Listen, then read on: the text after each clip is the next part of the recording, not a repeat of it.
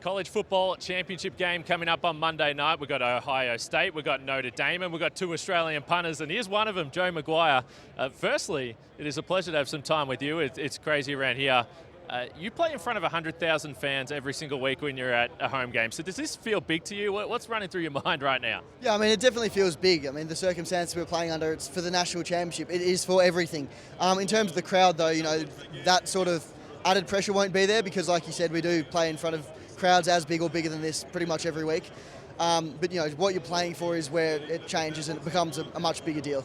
So I want to get into the psychology of punting a little bit in this chat, but the thing that always intrigues me with people like yourself is homework, assignments, projects you have to get done in the week of the championship game. Surely they can give you a week off. Yeah, you'd think so, but no, I was up last night. I had 2 quizzes for a history class. I had one for philosophy that it's due later today. And then on Monday of all days, I've actually got 2 things due. So I'll have to get that done nice and early. But yeah, we are student athletes. Student comes first. So that's what they say.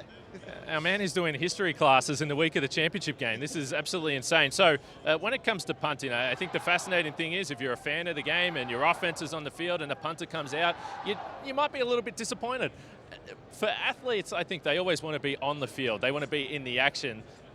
How does that relate to a punter where perhaps if your offense is fired, you haven't touched the field? Yeah, so luckily I'm the holder as well for when the field goal team comes out. So I play on extra points. So I say to our quarterback before every game, like, I only want extra points today. I don't want to punt, but if I have to, I'm excited to be out there. I like doing it, as long as it's not too much. So yeah, obviously the only people that are excited to see Ohio State punt on the weekend are my parents.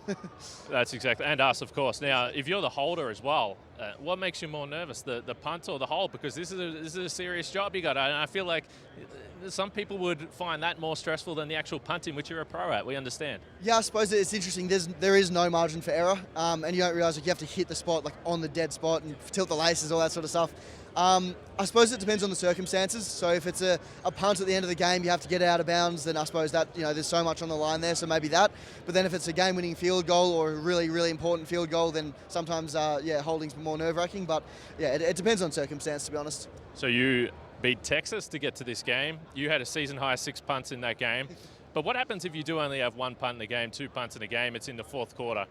How do you work through being prepared to go? I know you said you are on the field for the holds, but how do you work through staying warm, keeping in mind that you're playing in sub-zero temperatures? Yeah, so when the offense goes on the field, I do a couple of punts into the net on the sideline. Just keep stretching the hamstring. Every time it's 3rd down, I'm ready to go.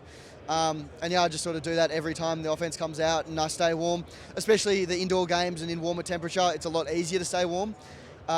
When it's minus 12 outside or something ridiculous, which it has been the last couple of weeks before the playoffs. We've got heated benches, we've got seat warmers, basically flamethrowers on the sidelines that just keep everyone warm. So yeah, it's not too hard to stay warm. And there is a fascination, I know from being over here, about the drop punt versus the spiral or barrel torpedo, whatever you want to call it. You hear words like end over here. What do you go with, and is it such a culture shock, I guess, over here, the skill set that you can bring and the Australians? Yeah, so the rollout works really well in the college game rather than the NFL game. So you run sideways, which creates artificial hang time. So it gives your coverage team more time to get down the field. It's obviously a lot more accurate for us as well. We grew up doing it our whole lives.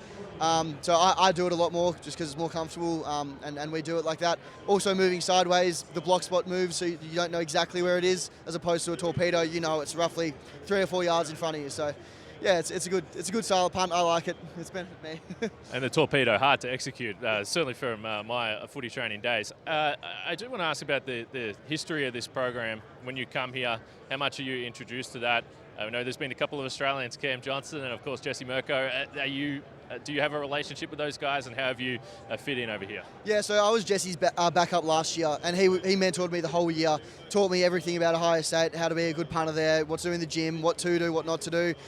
So he's been unreal. And then Cam Johnson in the off-season, he basically trained me up, was another mentor to me, and those two together couldn't have been bigger or better for me. They were unreal, and a big reason that I'm where I am today was because of them. And in terms of the history, the second you walk into the Woody Hayes Athletic Centre, you walk straight into the trophy room, and the trophies date back to the early 1900s, all the way up until recently.